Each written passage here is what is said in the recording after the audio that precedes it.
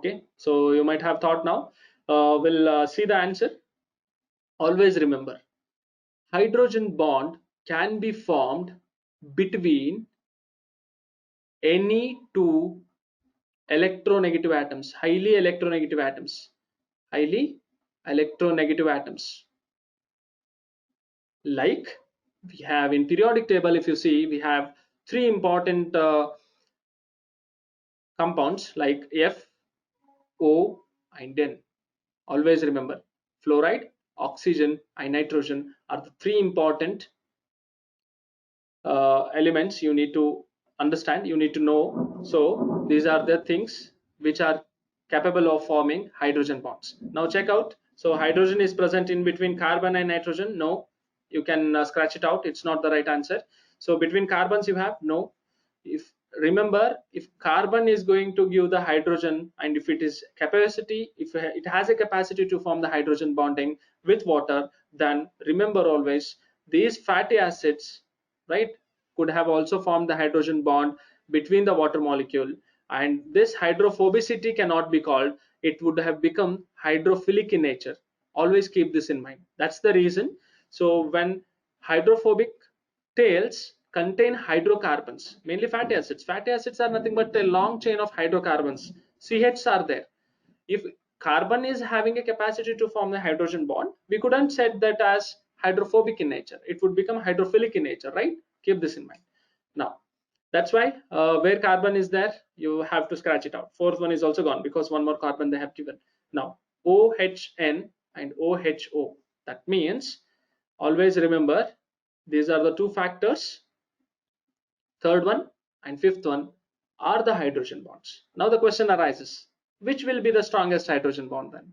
More electronegative atom will be the more strongest one. Just keep this as second assignment and let me know out of these two, OHN and OHO, which will be the strongest hydrogen bond in next class. Okay, right. So next. So tomorrow anyhow, I'm going to send that. You have to answer in Google Class itself, right? Now, so speaking about this, we understood why hydrogen bondings are going to happen with electronegative atoms. That's the reason head group is hydrophilic in nature. Why? Because you have the oxygen molecules here. See here, you have oxygen molecule. This oxygen has a capacity to form the hydrogen bond with water molecule. That's the reason we say that phosphate group is a hydrophilic in nature. That's the reason head group will be hydrophilic in nature. And you know, hydrocarbons, CH cannot form the hydrogen bonding. That's the reason hydrophobic in nature tails we have. Now, so they have mentioned about R. So what is this R? Any group, any molecule, any groups which may attach to the phosphate group. Above the phosphate group, above the head group, there is certain molecules which are going to be attached. So what are those? We are going to discuss now. For example, we have different types of phosphoglycerides. This is general structure what we have seen. The very first one type of phosphoglyceride is phosphatidylcholine, PC. We say it as PC, where choline has been attached. So if choline is attached to the oxygen of the phosphate group, we say it as phosphatidylcholine. Similarly, we have the second one called as ethanolamine, PE, ethanolamine. So phosphatidyl ethanolamine we call it as. So if it is serine, molecule which is attached as a R group, then we say that particular phosphoglyceride as phosphatidyl serine, PS. And fourth one, very important concept. Fourth one we say it as, we understood about phosphatidylcholine, understood about phosphatidyl ethanolamine, understood about phosphatidyl serine. And fourth one, if inositol is attached, we say it as phosphatidyl inositol, PI. Keep this in mind. We have four different types of phosphoglycerides: PC, PE, PS, PI, right? So keep this in mind. These are the phosphoglycerides which are asymmetrically distributed. So just recall your memory. We have discussed about this, no? The fluid mosaic model figure. I told you that there are many red dots on the upper surface, and in the inner surface there are no red dots. So that means these are the phosphoglycerides, types of phosphoglycerides which are asymmetrically distributed. throughout the bilayer, right? Asymmetric distribution will be there always, remember. So keeping this in mind, we'll move further. We already know that what is phosphoglyceride. So phosphoglycerides are nothing but any glycerol molecule should be there as a backbone. Two carbons are esterified with the lipid molecule. One carbon is esterified with the, you know, that phosphate group. Hence we say it as, because of the presence of phosphate, lipid, glycerol, phosphoglycerides, right?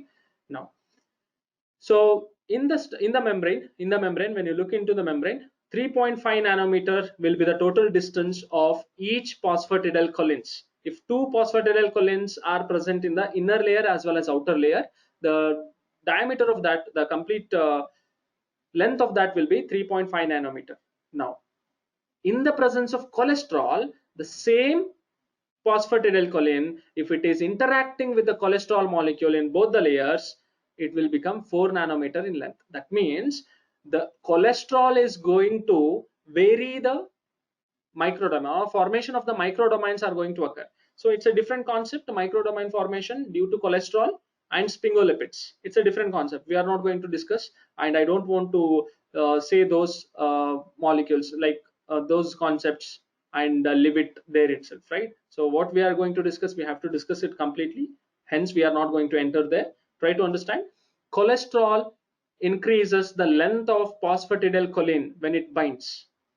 Now, when you look into this structure, before binding of cholesterol, how PC has been behaving, after interacting with cholesterol, how it is behaving. It's important concept, right? So I'll just change the color. You can just see it. Now, when you look into the tails of phosphatidylcholine, it is bit random. It is bit random, right? It is bit random in nature in phosphatidylcholine, which is not interacting with cholesterol. Similarly, the cholesterol which is interacting with the phosphatidylcholine, there the same phosphatidylcholines, the tail structures have become more stiffer. See, it is not too free. It is not freely movable. It has become certain restrictions, and this is why cholesterol is playing an important role in membrane fluidity. You have to understand this. Now, this is the just basic concept which we have discussed. Actual concept of today's we are going to enter now, the fluidity, right? So try to understand. Always remember, when cholesterol interacts with any of the phospholipids, it is going to change the structure. That means mainly the tail structure of those phospholipids. That tail structure becomes restricted. So we know that if restrictions occurs more, fluidity will be decreased. Keep this in mind. We are going to discuss anyhow what happens, what exactly happens if temperature is increased, or whatever the things we are going to discuss anyhow about fluidity, right? Next. So we have to speak about cholesterol. It's an important moiety to determine fluidity, right? So it's a very important concept. You need to understand about cholesterol. So we know that cholesterol, it's another lipid component along with phosphoglycerides and sphingolipids. I'm not going to discuss about sphingolipid here, right? Keep this in mind. Now, after lipid component of certain membranes in sterol called as cholesterol, in certain animals, these may constitute up to 50% of the lipid molecules of total overall lipids in the cell. See, if cell contains around 100% lipid molecules, in this 50 will be cholesterol and 50 will be other lipids, other sphingolipids and phosphoglycerides, everything, other sphingolipids and phosphoglycerides. Only 50 are your normal cholesterols, right? So highest percent will be of cholesterol only, and the remaining higher 50% will be your other phosphoglycerides. Now, speaking about cholesterol structure, you have four fused rings which are inflexible.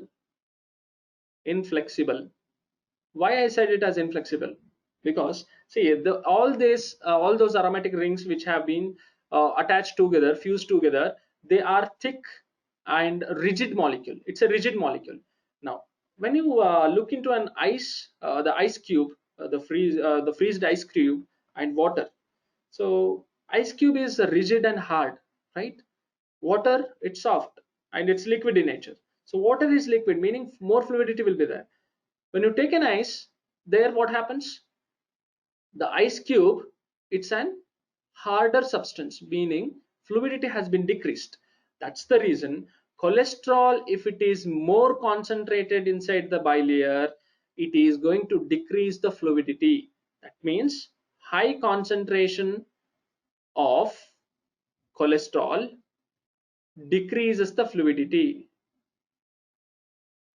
decreases the membrane fluidity. So just write it down and beware of this statement, because we have other functions of cholesterol also. It is going to behave in either ways. It can increase the fluidity, it can decrease the fluidity also, although that statement is not universal truth. Remember, in general what I said is high concentration of cholesterol decreases the fluidity, because cholesterol moiety itself, it is a rigid molecule. When itself it is a rigid molecule, now what will happen? When it is inserted into the membrane, the rigidity will become more instead of fluidity. That's the reason cholesterol tends to increase the fluidity. Now always remember, the functional group of cholesterol is OH, right? Important it is. We'll discuss how this is important and all, right? So try to understand. Cholesterol we are done with, and phosphoglycerides we are done with, right? Now this is the actual syllabus of ours, right? So the till now what we have discussed is just basic concept to understand this concept. That's the reason. The factors affecting membrane fluidity, very very important concept, right? So the factors influencing membrane fluidity are, the very first factor which is going to influence here is temperature, very very important. Short chain and long chain fatty acids, so we'll discuss this. And saturated and unsaturated fatty acids, that means single bonded and double bonded. Unsaturated fatty acid is called as double bonded fatty acid, double bonded fatty acid, right? Now fourth one, we know it's cholesterol. Obviously we have already seen that cholesterol, rigid molecule, it is going to decrease the fluidity. Now when you look into this below diagram, this diagram, what you are going to see, so it's clearly mentioned that it's fluid in nature and it's viscous in nature, right? So that means when you look into these structures, the phospholipid tail structures, see there what you are seeing there, where they have mentioned it as fluid, there unsaturated hydrocarbons are there. Unsaturated fatty acids have kinks. Kinks in the sense bend will be there, bend in the tail. This is how it will be. So a short bend will be there due to the presence of unsaturated fatty acids, right? So when you remember the basic chemistry, you will understand why there is a kink formation. We say it as kink, right? So kink formation, just go through the basic chemistry. Now that means unsaturated fatty acids are increasing the fluidity, whereas saturated fatty acids, they are rigid, they are decreasing the fluidity. Keep this in mind. Now so that is one factor we are going to discuss in detail now. So this is gel like consistency, meaning less fluidity will be there. I'll just write it as F with this arrow mark, down arrow mark, which is less fluidity. So F with upper arrow mark says that higher the fluidity. Now so when heat energy is supplied to the membrane, which is having lesser fluidity, after absorbing the heat, after absorption of heat, it has become greater in fluidity. What might be the reason? So that means temperature is going to affect the fluidity. So we are going to discuss one by one. So these factors, temperature, short and long chain fatty acids, saturated, unsaturated fatty acids, cholesterol, it is very important, you need to understand, right? So these are the four important factors which are going to affect, and we are going to discuss them individually one by one, and we are going to discuss them in detail in combinations. Like for example, if you have saturated fatty acid containing this lipid bilayer, then it is placed in this temperature, then how much cholesterol molecule is needed to make it more fluid or less fluid, about these things, right? So we are going to discuss in detail about that later. First we'll discuss about temperature, right? So temperature is going to affect the fluidity. So I'll write a universal concept, like for example, temperature is directly proportional to fluidity. Remember this, temperature is directly proportional to fluidity. meaning when you decrease the temperature, there will be decrease in fluidity. When there is increase in temperature, there will be increase in fluidity. You have to remember this, right? So increase the temperature, increase the fluidity. Decrease the temperature, decrease the fluidity. Just use your common sense, right? So we know that when you place water in freezer, what you do, you are going to decrease the temperature, it becomes ice, meaning fluidity decreases. So when you boil it, what happens? So after it crosses 100 degree, it starts evaporating, right? That means it is losing its bond and becomes more fluid, and from more fluid it is going to evaporate, meaning from fluidity to gaseous nature it is going to occur, right? So the same principle it is applied here. So for example, to understand this concept, it's very important and very easy also, right? So we know that two phospholipids which are interacting in a bilayer. So just go through this. We have four important phospholipids which are interacting in a membrane. So what type of interactions will be there? So that means we have two different types, right? Covalent interactions and non-covalent interactions, and we have many types in non-covalent interactions. And covalent interaction is sharing of electrons. Non-covalent interaction is no role in sharing with electrons. It has different type of interactions, right? Always remember, the phospholipids among themselves, they always contact with each other through non-covalent interaction. Non-covalent interactions. Now, about non-covalent interactions, we have different types. We are not going to deal with that, all the things. We know that what I am marking with green color here. So it is called as hydrophobic or non-polar interaction. Remember, this is non-polar interaction. Non-polar interaction. In other words, it is also called as hydrophobic interaction. Now, what is hydrophobic interaction? Hydrophobic interaction meaning two molecules which are non-polar in nature, they can interact hydrophobically.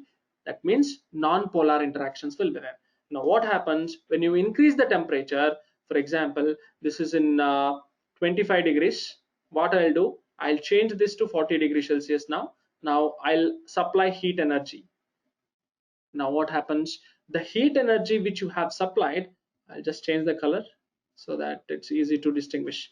So the heat energy which is red in color, so when it is going to disrupt the non-covalent interaction or non-polar interaction between the phospholipids. Now what happens, after addition of heat, there will be the change in interaction between the phospholipids. So now phospholipids will be like the four phospholipids after heat energy, after increase in temperature, I'm writing, right? So the all these four with very less type of interaction. The interactions will be there, obviously it shouldn't be lost. See, if all the interaction is lost, then there will be no role of cell membranes. Only membranes will be disrupted, all the constituents of the cell, it is going to leave the cell, right? That's the reason the integrity will be lost and cell will die. So interaction will be there obviously, but not much interaction which you have seen in the previous figure. In this figure, with in 25 degrees Celsius it was like this, in 40 degrees Celsius it is like this. That means interactions are getting looser. So looser the interaction, greater the fluidity. Here when you look into the fluidity, here it is high, upper arrow mark. Here it is fluidity is less, lower arrow mark. That's why temperature increase will increase the fluidity by disrupting the interactions between the phospholipids of the bilayer.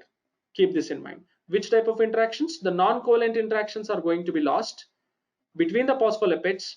If they are interacting more rigidity will be there.